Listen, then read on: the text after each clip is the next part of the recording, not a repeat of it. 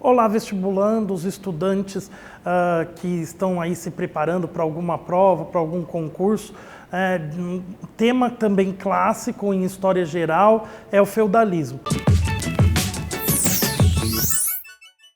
Quem assistiu às minhas videoaulas sobre a queda de Roma vai notar que eu já falei vários aspectos do final de Roma que foram decisivos para a formação do sistema feudal.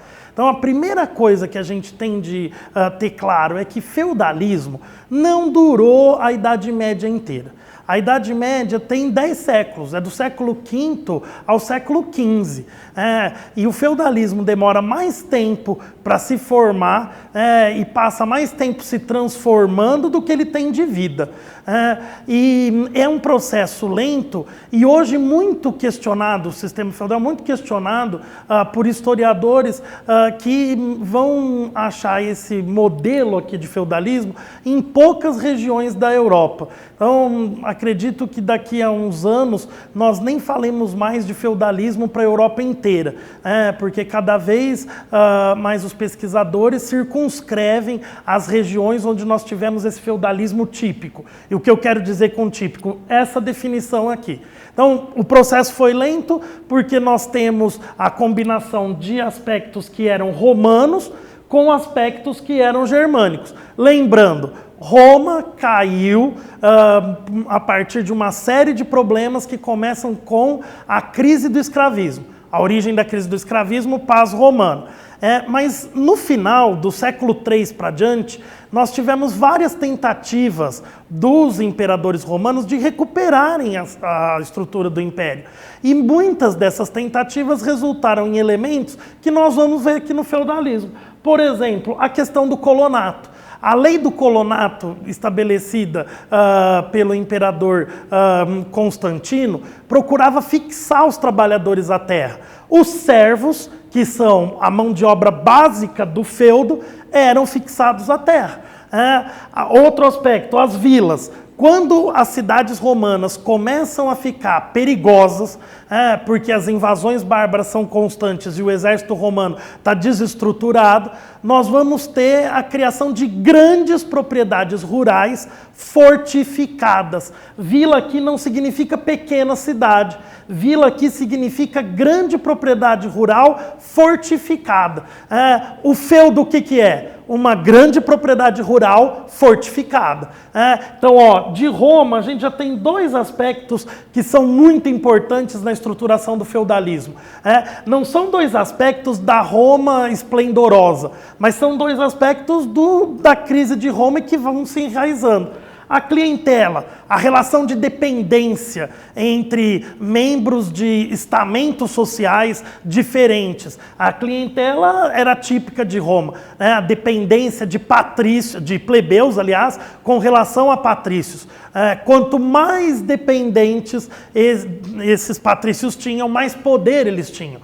De alguma maneira, quanto mais servos a gente tem em situação de obrigação moral, de dependência com esse senhor, mais poder o senhor tem. Mais servos significa mais trabalho na terra, maior produção, maior quantidade de guerreiros, maiores condições de manter o feudo. E aí, por fim, a igreja. A única instituição que tem unidade durante a Idade Média é a igreja. Salvo o período lá que a gente teve o Império Franco, mas também era uma unidade relativa.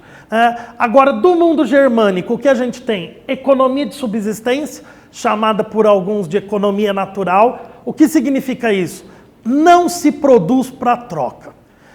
Eles não tinham comércio? Não estou falando isso. Eu estou dizendo que o foco não é comercializar. Se eu tenho 2 sacos de trigo e preciso de centeio, eu troco o trigo pelo centeio. Agora, eu não produzi mais trigo pensando em trocar pelo centeio ou vice-versa. As trocas são circunstanciais, não há uma mentalidade de lucro. A grande preocupação com a produção é a subsistência. É manter, no caso do senhor feudal, o seu exército. Afinal, eles não plantam, eles não colhem, eles não trabalham, eles lutam. É a preocupação do clero de manter, em situação de interceder junto a Deus pelos homens, são os que oram, e os que trabalham também precisam se alimentar. Então, o foco não é o excedente, o foco não é a troca, muito diferente de Roma. A gente tem um mundo rural, não é, olha, de jeito nenhum um mundo urbano. A gente já viu que tivemos um êxodo urbano muito forte no final do período romano, e uma das tradições romanas mais significativas que chegaram até nós é o direito escrito, mas esse direito escrito foi preservado no Império Romano do Oriente, porque durante a Idade Média, ou nos mosteiros, mas durante a Idade Média, entre senhores e os seus vassalos, predominava o direito consuetudinário, aquele direito fundamentado na tradição oral. Então, junta tudo isso e você tem a definição do feudalismo. É um sistema de produção agrário, com estrutura descentralizada de poder. Não tem rei? Tem. O rei manda no seu feudo. E vocês vão observar que no auge do feudalismo eu não tenho feudinho. Feudinho não serve para nada. O feudinho produz pouco alimento. Pouco alimento tem poucos soldados. Com poucos soldados, nenhum senhor feudal se mantém. Então você vai ter grandes extensões de terra para ter produção que alimente as tropas do senhor. Então, é descentralizado, cada senhor tem poder nos seus limites, então o poder é local e vale o quê? Vale a palavra. Não precisa fazer contrato, não tem aquilo de escrever, é a palavra dada. E é um dos aspectos mais fortes da relação entre suzerano e vassalo. O suzerano é nobre, o vassalo também é nobre. O vassalo tem obrigação de cuidar de parte das terras do seu suzerano e oferecer tropas em caso de guerra. E a relação entre eles é praticamente indissolúvel e fundamentada no compromisso dentro da tradição consuetudinária. Então, agrário, estrutura descentralizada de poder, fundamentado no quê? Na servidão. Professor, qual a diferença de servidão e de escravidão? O escravo é propriedade. O escravo é propriedade, eu compro, eu vendo, é mercadoria.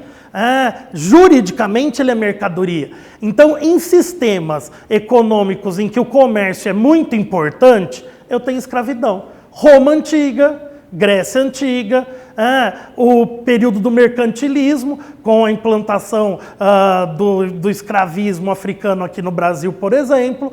Em períodos em que o comércio não é tão importante, e aqui a gente já viu, a produção é voltada para as necessidades do feudo, eu não tenho escravo, porque eu não tenho troca, eu não preciso de mercadorias, eu tenho servidão. Então, o servo não pode ser comprado, não pode ser vendido, mas ele tem obrigações para com o senhor feudal. Obrigações que não são escritas, mas fazem parte da tradição oral. Então, e de algum jeito, todo mundo na sociedade feudal quer se salvar. E o meio de se salvar qual é? Via Igreja Católica. Não há possibilidade nesse período para o católico cristão de comunicação direta com Deus. Era preciso um prelado, um padre, para fazer essa ponte. E aí é uma sociedade toda que quer ser salva. E quem é que vai salvar? A Igreja. Então, acima de senhores, acima de servos, a gente tem o clero. Bom, continuem acompanhando o nosso canal. Até a próxima. Bons estudos para vocês.